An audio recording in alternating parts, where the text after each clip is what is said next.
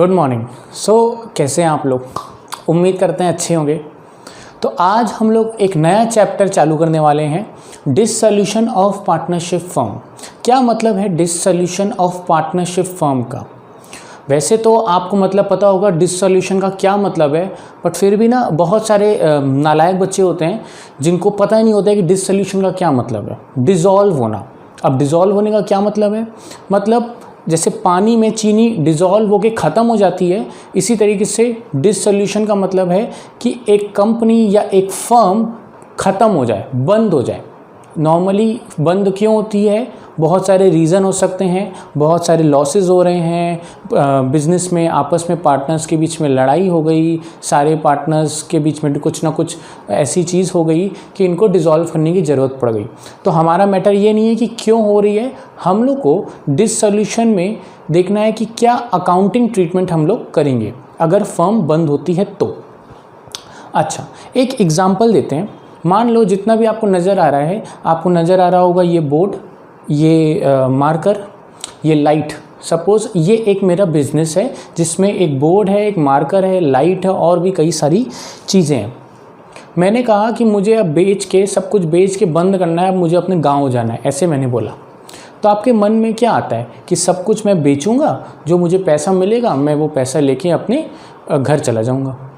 तो कभी भी डिसोल्यूशन होता है तो हमारे पास जितने भी एसेट्स होते हैं वो सारी चीज़ें हम बेच देते हैं। अगर कुछ किसी को मुझे पैसे देने हैं, मेरे को एक दोस्त को पैसे देने हैं, तो मैं वो सारी चीज़ें बेच के जो मुझे पैसा मिलेगा मैं अपने दोस्त को पैसा दे दूंगा, और जितनी भी लाइबिलिटीज़ होती हैं वो मैं पे ऑफ करूंगा। उसके बाद जो मेरे पास पैसा बचेगा मैं घर चला जाऊंगा। इसी तरीके से बिज़नेस में भी यही होता है। एक एग्ज़ाम्पल देखते हैं। मान लो एक बिज़नेस की ये बैलेंस शीट है और इस बैलेंस शीट में एक प्लांट है 5 लाख का, स्टॉक है, डेटर्स है, कैश है, और इस बिज़नेस को ऑब्वियसली लॉस हो गया है 1 लाख रुपए का। लाइबिलिटी साइड 2 पार्टनर्स हैं ए और बी, 4 लाख और 3 लाख इन्होंने कैपिटल लगाई हुई है, और क्रेडिटर्स है 5 लाख। अब इस बिज़नेस को होना है बंद। तो सबसे पहले क्या करेंगे हम? सबसे पहले अपनी सारी एसेट्स को बेचेंगे। उसको बेचने से जो हमारे पास पैसा आएगा उस पैसे से हम अपने क्रेडिटर्स को पैसा पे ऑफ कर देंगे 5 लाख, और उसके बाद जो भी पैसा बचेगा वो पैसा पार्टनर्स आपस में बांट लेंगे। अगर मैं अकेला होता तो मैं अकेला पूरा पैसा ले लेता, बट अगर मेरे साथ कोई साथी है तो वो मेरा साथी भी उस पैसे का हकदार है। अब हम लोग को इसका अकाउंटिंग ट्रीटमेंट सीखना है। अब कभी भी मैं अकाउंटिंग ट्रीटमेंट बोलूं तो अकाउंटिंग ट्रीटमेंट का मतलब समझना उसकी क्या जनरल एंट्री होगी और कैसे लेजर अकाउंट बनाया जाएगा। तो सबसे पहले जनरल एंट्री। प्लांट को बेचने की क्या जनरल एंट्री होती है? वैसे तो आप लोग को पता है, आप लोग सीख चुके हैं क्लास 11th में, बट कुछ बच्चे होते हैं कि सर हम तो बहुत पुराना सीखे थे, अब तो भूल भी गए हैं। तो प्लांट को बेचने की क्या जनरल एंट्री होगी? मान लो प्लांट 5 लाख का था, मैंने 5 लाख का ही बेचा, तो मेरे पास कैश आया होगा, cash account debit to plant 5 lakh. ये प्लांट को बेचने की एंट्री हुई। इसी तरीके से स्टॉक को बेचा होगा। ज़रूरी तो नहीं है कि वही प्राइस पे बिके, हो सकता है 3 लाख का स्टॉक है वो ज़्यादा का भी बिके, हो सकता है कम का भी बिके। तो मान लेते हैं कि ये 3 लाख का स्टॉक 3.5 लाख का बिका, तो एंट्री क्या पास होगी? Cash account debit 3,50,000 to stock 3 lakh, क्योंकि स्टॉक कितने का था? 3 लाख, और बाकी जितना भी पैसा एक्स्ट्रा मिला वो हमारे लिए प्रॉफिट है। मैंने लिख दिया 50,000 का प्रॉफिट।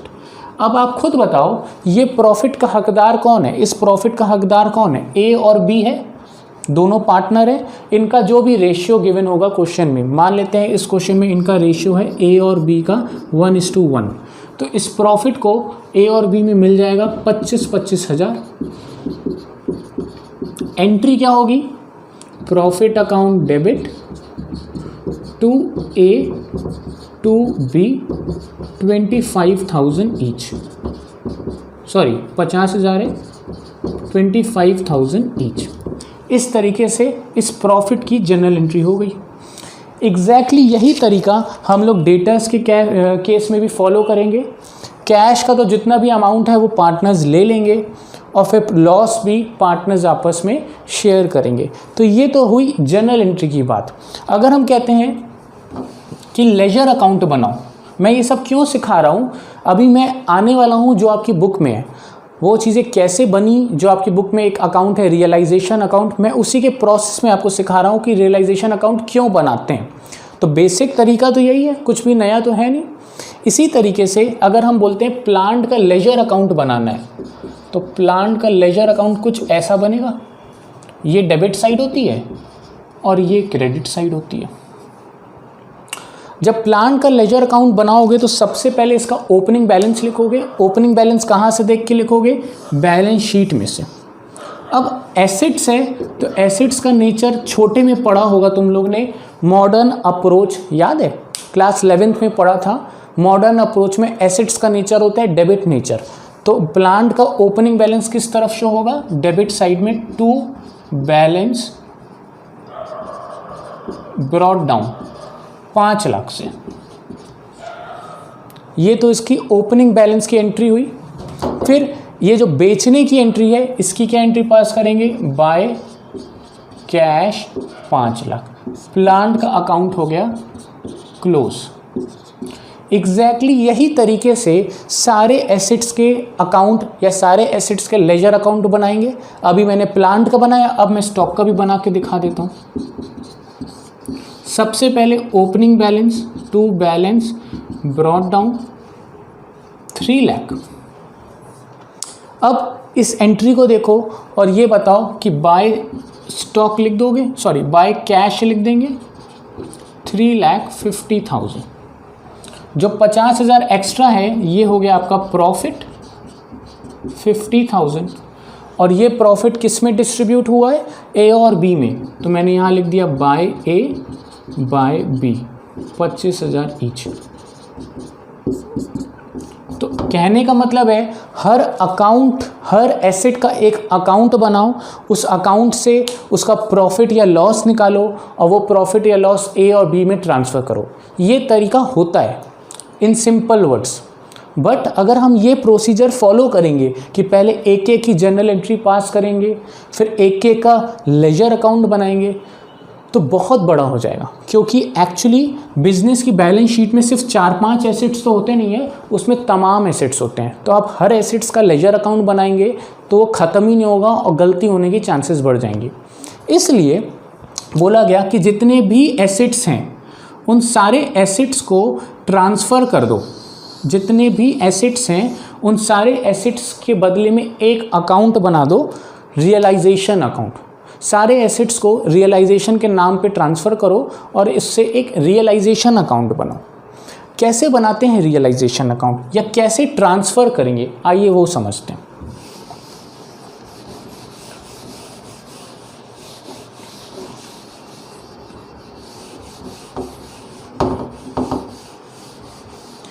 मैंने कहा सबसे पहले प्लांट अकाउंट बनाते हैं।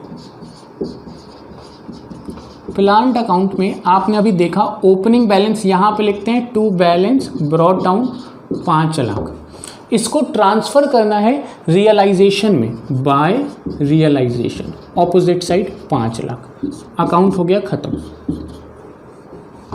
अगर यहीं पे मैं रियलाइजेशन अकाउंट भी बना के चलूँ तो देखो रियलाइजेशन अकाउंट में 2 प्लांट आ जाएगा 5 लाख। अगर इसकी जनरल एंट्री की बात करूं तो जनरल एंट्री क्या होगी? Realisation account debit 2 plant 5 lakh. इसी की पोस्टिंग कर दी है मैंने। कहने का मतलब है जो एसेट है मैंने उसको ट्रांसफ़र कर दिया एक अकाउंट में रियलाइजेशन में। अभी मैंने इसको बेचा नहीं है, अभी मैंने इसको सिर्फ ट्रांसफ़र किया है। अगर मैं स्टॉक की ट्रांसफ़र की एंट्री पास करूं तो क्या एंट्री होगी? रियलाइजेशन टू स्टॉक, जितनी से भी है बुक वैल्यू, ये बुक वैल्यू होती है जो बैलेंस शीट में होती है, उसको बुक वैल्यू कहते हैं। उतने से ही मैंने ट्रांसफ़र कर दिया।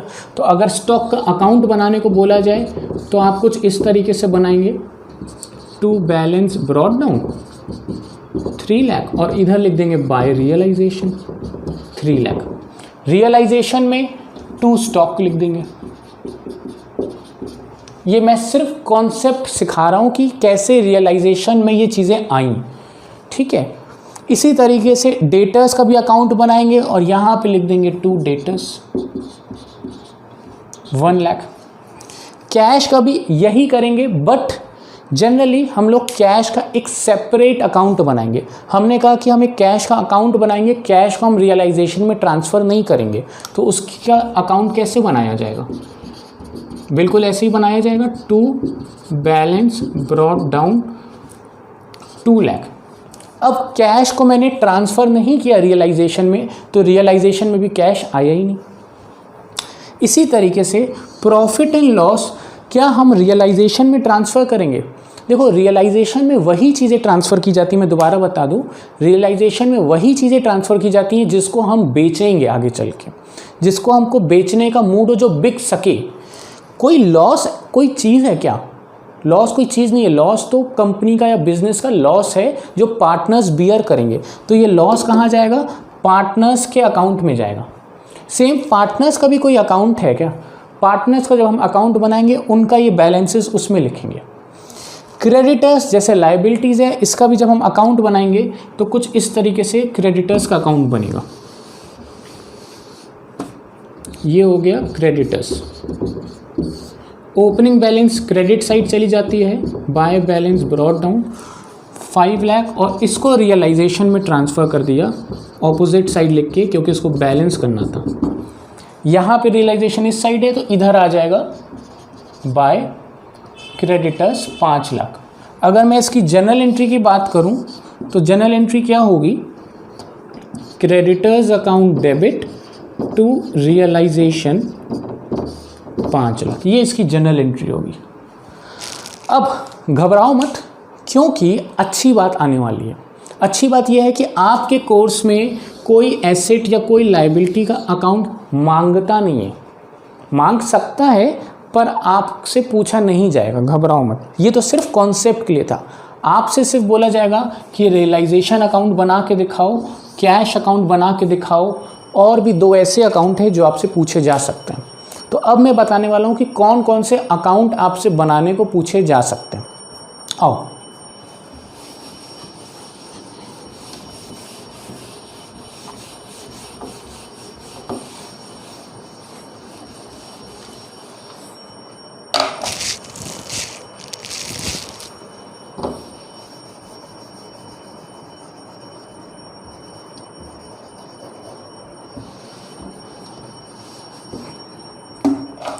आपके कोर्स में टोटल 4 अकाउंट हैं जो पूछे जा सकते हैं। पहला, रियलाइजेशन अकाउंट।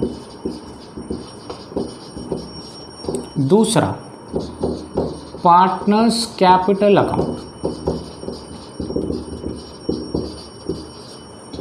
तीसरा, कैश अकाउंट। और चौथा, पार्टनर्स लोन अकाउंट। ये 4 अकाउंट मैक्सिमम आपसे पूछे जा सकते हैं। कभी सिर्फ ये पूछा जाएगा, तो कभी सिर्फ ये पूछा जाएगा, तो कभी कुछ सब कुछ पूछा जाएगा। तो कुछ भी फिक्स नहीं है कि कितना पूछा जाए। जनरली ये तीनों पूछे जाते हैं जनरली, बट कभी कभी चारों भी पूछे जा सकते हैं। अब अगर हम इस क्वेश्चन को देखें तो पार्टनर्स कैपिटल अकाउंट बनाना हो तो कैसे बनाएंगे?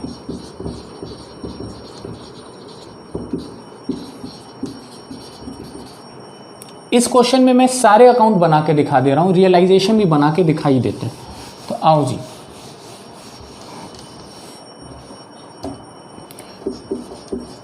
ये हो गया रियलाइजेशन अकाउंट, ये हो गया पार्टनर्स कैपिटल अकाउंट, और ये यहाँ पे हो गया कैश अकाउंट।